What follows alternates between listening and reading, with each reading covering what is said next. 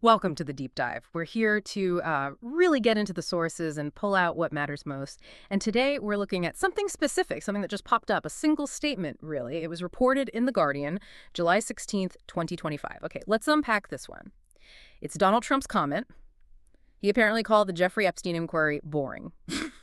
Just that one word, boring, applied to, that investigation. That's what we're diving into. Right. And it's fascinating, isn't it, how just a single word, especially from, well, a figure like him, Yeah. how it can try and just reshape the whole conversation around something so massive. The comment itself, it's short, tiny, really. Yeah. But the ripples, the implications for how we talk about these things, that's significant. And just to be clear, our focus here isn't, the inquiry itself or him. It's the language, the choice of that word boring and what that does or what it attempts to do. Exactly. So that's our mission for you listening in. We want to pull on this thread.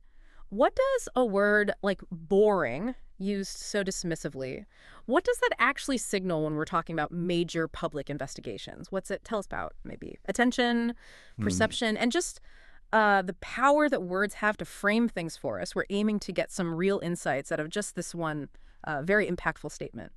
So, okay, we have this word boring applied to the Epstein inquiry. It's a word we all use, right? For like a dull movie or a slow afternoon. But when you deploy it in this context, a public figure, high stakes, what's the move there? Rhetorically speaking, what's the goal? Yeah, it's a classic move, actually. It's what some people call a framing effect. By slapping the label boring on it, the speaker isn't just saying, I'm not interested. They're trying to set the whole emotional temperature for everyone else, from the audience, trying to shift focus away from, the seriousness, the potential urgency, towards just apathy and disinterest. It's pretty blunt, but yeah, it can be effective in just pushing a topic down the public's priority list. So it's less an opinion, more like an instruction. Like, you should feel this way too. But does that actually work? I mean, in our heads, does calling something boring just shut down our thinking about it? Or can it sometimes, I don't know, backfire? That's where it gets really interesting, you see.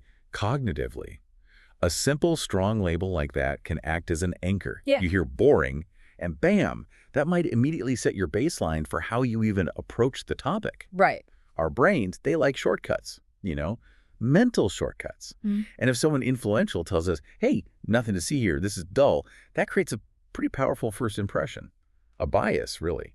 It can definitely discourage people from digging deeper, or at least make them less open to new information that comes out. And it sets up this simple choice, doesn't it? Interesting or boring. And if it's boring, well, why bother? Makes you really wonder about the strategy. Is it deflection? Is it trying to downplay something serious? Or maybe it's just trying to manage, everyone's limited attention these days. Exactly. All of the above, potentially. This isn't just someone saying, I'm bored. When a public figure says it about a public process like this, it becomes a kind of commentary on the process itself. It's a rhetorical tactic, a strategic one, aiming to boil down something complex, maybe uncomfortable, into just one simple, dismissive word. Yeah. The goal could absolutely be to steer the conversation away from the actual substance. Or maybe tell the media, look, there's no story here, move along. Okay, so if this kind of language can shape how we see things, maybe even make us less engaged, what does the specific example tell us about sort of the bigger picture, public discussion right now? Are we getting, I don't know, more easily swayed by these simple labels, or are people getting better at seeing through them? That really raises a crucial point, doesn't it?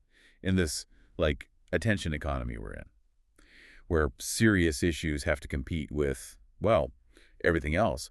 How does it affect things when public figures repeatedly use dismissive language? Does calling something boring actually succeed in making it seem less important to people? Or could sometimes do the opposite? Maybe it makes people look harder, Question the speaker's motives. Or maybe it even fires up people who feel strongly that the issue is anything but boring.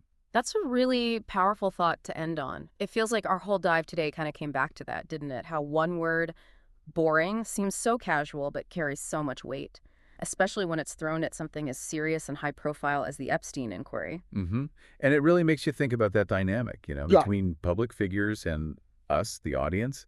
How do we as listeners navigate this? When complex, often sensitive stuff gets boiled down to these simple, maybe emotional, maybe dismissive tags, how do we make sure we're still engaging with the substance and not just, the frame someone else puts around it? Yeah. Well, we hope this deep dive gives you something to reflect on how even a single word, as we saw today, can really shape how we understand things, how narratives get built. Thanks for diving deep with us.